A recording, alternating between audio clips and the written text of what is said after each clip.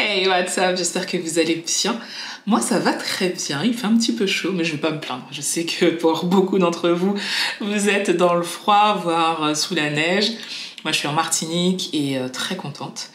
Aujourd'hui, comme je vous l'ai dit, on va parler bouquins, des livres qui m'ont vraiment marqué, des livres qui ont changé ma perception du business, du mindset, du self-improvement, je perds mon français, du développement personnel, on va dire ça comme ça.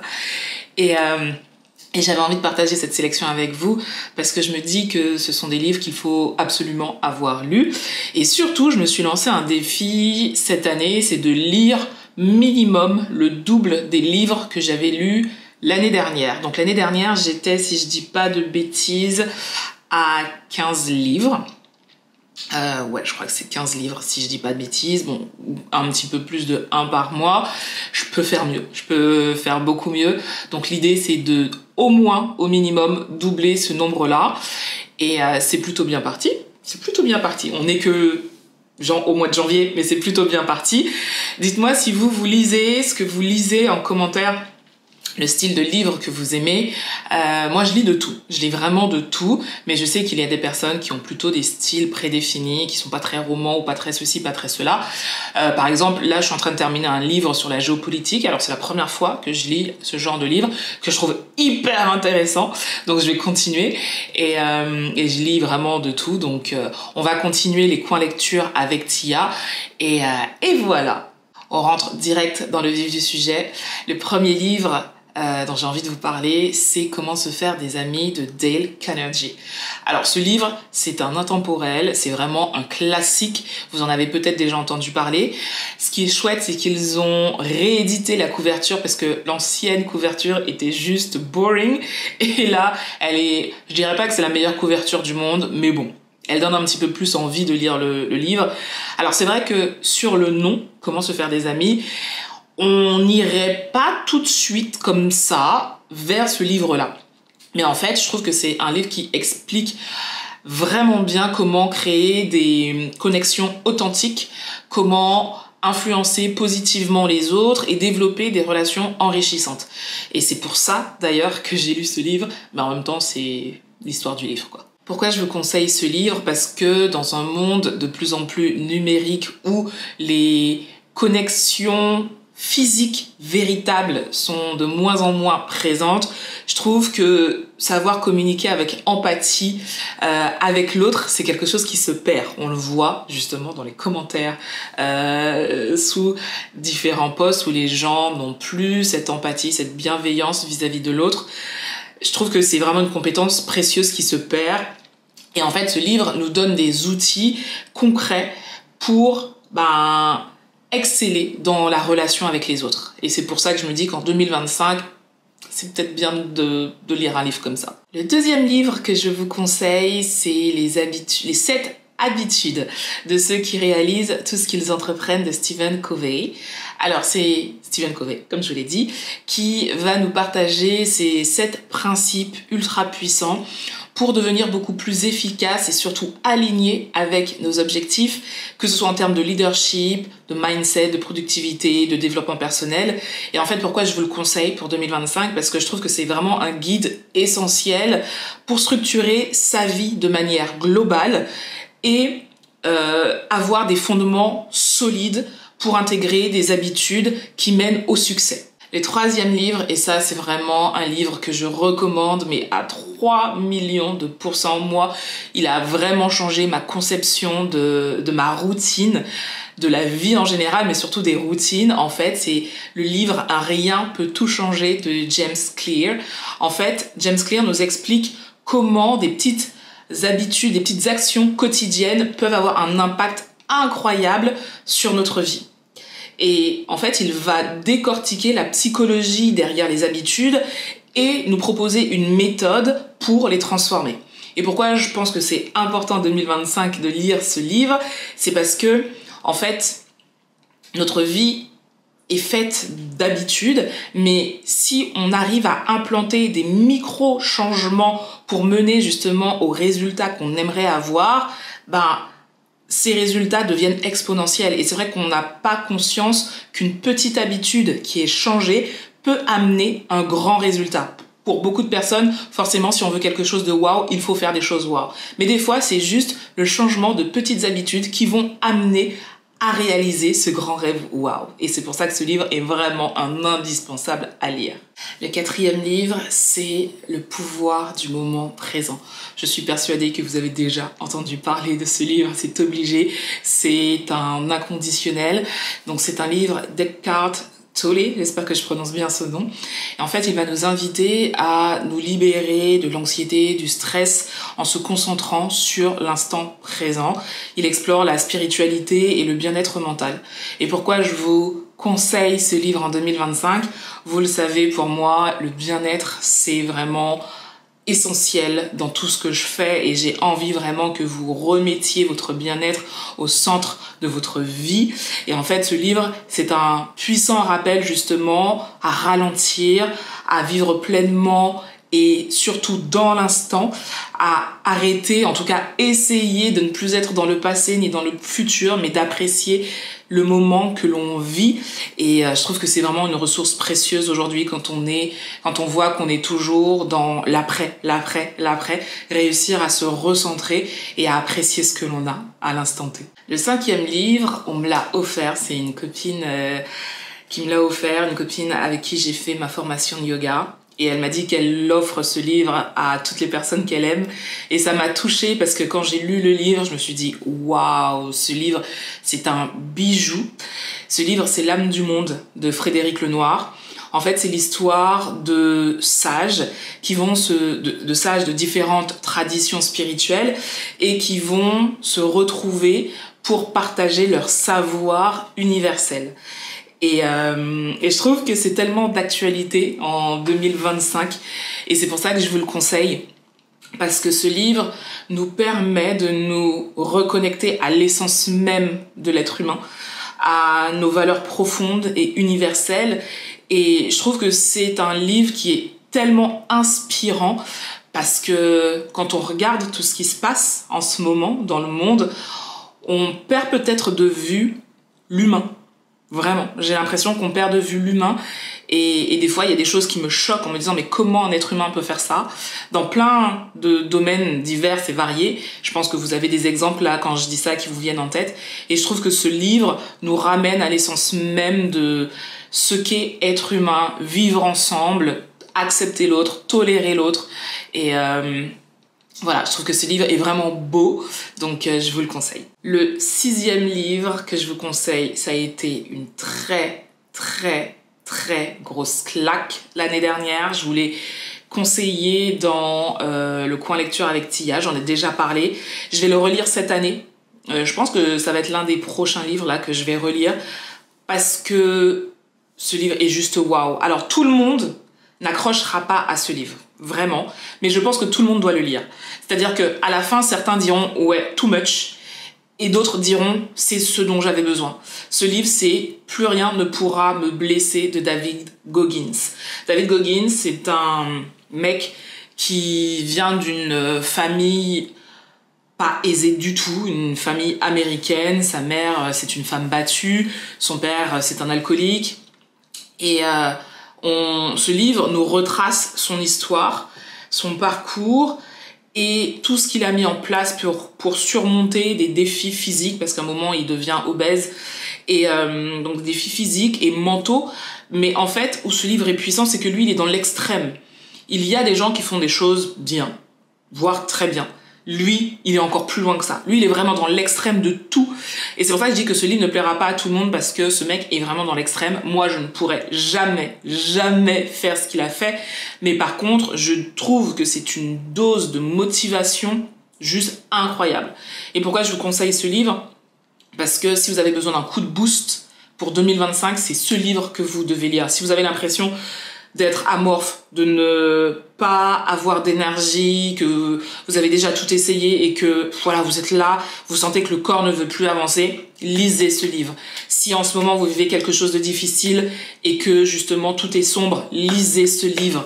Si vous n'êtes pas forcément dans cette dans cette obscurité, mais vous sentez qu'il y a des choses qui ne vont pas et que vous avez besoin vraiment de, je sais pas, de recommencer sur de bonnes bases, lisez ce livre. Ce livre, c'est une masterclass sur la résilience, sur le dépassement de soi. Et ce livre vous permet de sortir de votre zone de confort et de réaliser qu'on est juste waouh, vraiment, et que tout le monde peut le faire, parce que lui, d'où il sort, c'était pas écrit qu'il vive cette vie incroyable qu'il a créée. Donc si lui l'a fait, on peut le faire. Alors bien sûr à des échelles différentes, mais ce livre est puissant, vraiment. Le 7e livre que je vous recommande pour 2025, c'est Le pouvoir des habitudes de Charles Duhigg, je sais pas comment ça se prononce. En fait, il explore comment les habitudes se forment, pourquoi elles dictent notre quotidien et comment modifier des habitudes qui ne nous servent plus pour justement créer un quotidien qui soit aligné avec ce que l'on veut. Beaucoup de personnes pensent que les habitudes, ça entraîne une vie monotone et que finalement, il n'y a plus de folie dans ce que l'on vit quand on a une vie qui est millimétrée. Moi, je trouve que c'est tout l'inverse. Avoir des habitudes ancrées, c'est se décharger mentalement et avoir cette flexibilité de se dire, ok, je sais que ma vie est comme ça, je sais que j'ai ça, et ça me laisse justement une certaine latitude pour les changer si j'ai envie ou pour faire autre chose à l'instant T parce que je sais que derrière je pourrais rectifier le tir. Donc pour moi, avoir des habitudes saines, ancrées, je trouve que c'est hyper important. Moi, c'est grâce à ça que j'arrive à avoir une vie alignée avec ce dont j'ai véritablement besoin et envie. Et ce livre, c'est vraiment ce qu'il vous faut si vous ne savez pas comment ancrer de nouvelles habitudes ou changer des habitudes qui ne vous servent plus. Et c'est vraiment le livre qui va vous permettre de reprendre le contrôle. Ce livre, c'est le livre qui a tout changé dans ma vie. C'est juste un livre incroyable parce que si vous n'avez pas lu ce livre, il y a peut-être des chances que vous passiez à côté de qui vous êtes vraiment. Ce livre, c'est Trouver son pourquoi de Simon Sinek. Je vous en ai déjà parlé plein de fois, mais je le mets là parce que il faut lire ce livre. En fait, Simon Sinek nous propose dans ce livre comment identifier son pourquoi, comment identifier sa raison d'être et l'utiliser pour guider justement nos décisions personnelles et professionnelles. Pourquoi je vous le propose dans cette sélection 2025 ? Parce que trouver son pourquoi, c'est donner du sens à nos actions. C'est se dire, ok, si je fais ça, c'est parce que derrière, c'est aligné avec la personne que j'ai envie d'être, que j'ai envie d'incarner. C'est aligné avec la vie que j'ai envie de vivre. Et je trouve qu'il n'y a rien de pire de vivre une vie dans laquelle on a l'impression d'être un inconnu, une inconnue, une étrangère, de se dire, mais c'est pas ça que j'ai envie de vivre. Mais comme peut-être tout le monde nous dit, si, moi je te vois, moi je sais que toi t'es comme ci, t'es comme ça, on se laisse porter par la vague, alors qu'en vrai, c'est pas du tout ce qu'on aimerait. Et trouver son pourquoi, c'est justement se recentrer sur soi, se recentrer sur nos valeurs, sur ce qui est important, et ensuite dérouler le tapis pour créer cette vie-là. Un 9e livre, ce livre j'ai lu il y a très longtemps, c'est La semaine de 4 heures de Timothy Ferriss. Alors, le nom dit tout. L'idée, c'est... ce livre nous explique comment optimiser notre temps pour faire bien, mais en moins de temps. C'est vrai que quand on est salarié, par exemple, on a tendance à vouloir combler les journées parce qu'on est dans un bureau et que voilà. Et quand on commence, par exemple, à travailler à son compte, on réalise que non, on peut pas combler avec du vide. Si on fait quelque chose, il faut que ça ait un véritable impact sur la société. Et en fait, ce livre, c'est un peu ça. C'est de nous dire, ok, arrêtons de brasser de l'air, faisons les choses de manière intelligente. Et en fait, des fois, avec la bonne méthodologie, on fait beaucoup plus de choses en beaucoup moins de temps. Et ça, c'est vraiment chouette parce que c'est vrai. Quand on applique certains fondements, certaines théories, on réalise que avant, on brassait beaucoup d'air. Parce que c'est bien aussi de montrer qu'on fait, alors qu'en vrai on pourrait être beaucoup plus efficace. Et ce livre, c'est vraiment ça, c'est nous donner les astuces pour être beaucoup plus efficace. Et le dernier livre, ce livre m'a touchée, vraiment. Ce livre m'a touchée parce que il parle d'une négativité que l'on transforme en quelque chose de beau. C'est le pouvoir de la vulnérabilité de Brené Brown. Et alors j'adore cette femme. D'ailleurs, vous avez un documentaire sur elle sur Netflix. Et le pouvoir de la vulnérabilité, c'est un best-seller d'ailleurs. Et elle nous demande d'embrasser notre part de vulnérabilité, d'embrasser nos imperfections parce que ça fait partie de nous. Ça fait partie de nous, alors ça ne veut pas dire qu'on ne peut pas changer, mais se poser la question de pourquoi on voudrait changer. Être vulnérable, à mon sens, c'est pas grave. C'est pas grave, au contraire, c'est une part d'humanité. Et surtout, je trouve que c'est une force incroyable de montrer qu'on n'est pas tout le temps fort. Et que des fois, on est vulnérable comme tout le monde, en fait. Et réussir aussi à être OK avec des imperfections, en tout cas ce que l'on considère comme des imperfections, et de se dire, OK, est-ce que j'ai véritablement envie aujourd'hui de changer cette partie de moi ou pas? Je vous donne un exemple, parce que quand on parle d'imperfection, on serait tenté de se dire, si, il faut le changer. Mais changer pour qui? Pourquoi? Qui nous demande ça? Par exemple, je vous donne un exemple. Moi, je suis solitaire. Je suis solitaire et j'aime être seule. Vraiment. C'est une solitude choisie. Elle n'est pas imposée. Ce qui fait que je suis la personne qui va pas forcément appeler tout le temps, que tu vas pas voir tout le temps, qui a vraiment besoin de son cocon seule, chez elle, pour se régénérer. Pour certaines personnes, c'est un défaut. C'est un défaut de ne pas être tout le temps là, c'est un défaut de s'isoler. Pour moi, ça ne l'est pas. Donc, OK, tu considères que c'est un défaut. Est-ce que je dois le changer parce que ça te dérange? Non, parce qu'en vrai, moi, ça ne me dérange pas. Et c'est là où, justement, les imperfections doivent être analysées et considérées surtout de son propre point de vue, parce que c'est nous qui sommes intéressés. Donc, si, après analyse, vous dites « Ouais, c'est peut-être pas cool d'être comme ça », OK. Mais si, après analyse, vous dites « En vrai, ça me dérange pas », c'est peut-être un défaut, mais en vrai, ça me dérange pas, OK, soyez OK avec ça. Et je trouve que ce livre, c'est aussi ça, c'est de réussir à être OK avec qui on est. Et c'est pas facile. En vrai, je vous dis ça et vous dites, non, mais c'est simple. Mais c'est pas si simple que ça. Surtout à l'ère dans laquelle nous vivons, où on est dans une comparaison constante avec tout le monde, avec n'importe qui. C'est assez facile de se comparer aux autres. C'est assez facile de se dire qu'on n'est pas assez, qu'on n'est pas bien, qu'on pourrait être plus. Et réussir à accepter entièrement et de manière honnête qui on est, c'est pas facile du tout. Donc je trouve que ce livre nous amène justement à prendre du recul sur ce que nous vivons, sur ce que nous sommes, comment nous les vivons, et à embrasser justement ces parts d'ombre que nous avons tous. Ça, faut que vous ayez ça en tête. Nous avons tous ces parts d'ombre. Et ce livre est très beau. Vraiment très très beau. Et moi, il m'a réconcilié avec certaines de mes parts d'ombre. Alors c'est un travail de longue haleine,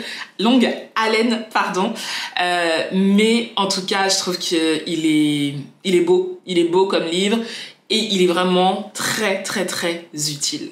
Alors je vous ai proposé ces 10 livres parce que pour moi, ce sont plus que des livres, ce sont vraiment des guides qui nous permettent de créer la vie dont nous avons besoin, envie, de nous améliorer sur certains points de notre vie que l'on pense devoir améliorer. Et voilà, c'est ma sélection de 10 livres. Dites-moi en commentaire si vous avez déjà lu ces livres, ce que vous en pensez. Si vous avez d'autres livres qui pour vous sont des must-have et qu'il faudrait avoir lu, dites-moi ça en commentaire. Parce que je vous ai dit, j'ai des livres à lire cette année, donc s'il y a des livres que vous me conseillez que je n'ai pas encore lus, je me ferai un plaisir de les lire, vraiment. Donc n'hésitez pas à me mettre ça en commentaire, des livres qui vous ont marqué. Et voilà, donc j'espère que cette vidéo vous a plu. Merci du fond du cœur de l'avoir regardée. Partagez-la si vous pensez que quelqu'un serait intéressé par cette sélection de livres. Ça me fait vraiment plaisir. Et si c'est pas la première fois que vous regardez la vidéo, ma chaîne plutôt, n'hésitez pas à vous abonner et à activer la petite cloche pour être au courant de la prochaine vidéo qui arrive. Sur ce, je vous fais de très très gros bisous. Prenez soin de vous, prenez soin des gens que vous aimez et je vous dis à très vite.